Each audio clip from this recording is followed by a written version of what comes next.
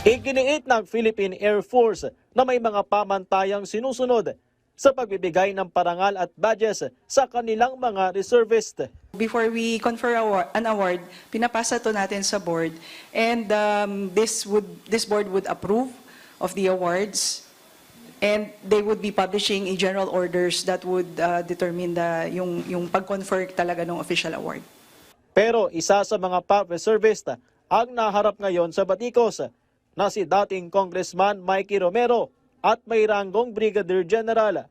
Sa dami kasi ng parangal at badge ni Romero, daig pa umano niya si General Antonio Navarrete na Armed Forces of the Philippines Chief of Staff. Isa sa kinwestiyon ni retired Colonel Rodrigo Bonifacio ang Gold Cross Medal ni Romero na ibinibigay lamang anya sa mga nagpapakita ng katapangan sa aktwal na laban. Inilarawan ito ni Bonifacio bilang stolen valor at nanawagan siyang magkaroon ng integridad sa mga ibinibigay na parangal ng AFP sa halip na maging political props. Sa isang pahayag, iginiit ni Romero na ang kanyang serbisyo para sa AFP bilang dating mambabatas at bahagi ng Reserve Force ay nakatuon sa pagbibigay suporta para palakasin ng militar na nagtatanggol sa bansa.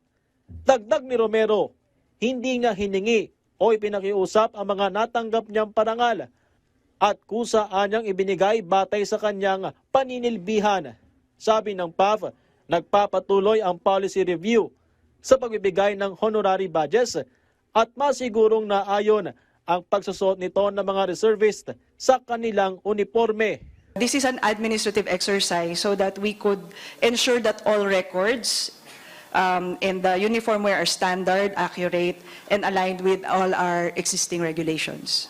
May pananagutan naman ng isang reservist na mapapatunayang may nilabag sa mga itinakdang panuntunan. Lahat ng mga bagay na ito is may proseso, tinitignan po at covered by orders. You cannot just wear it.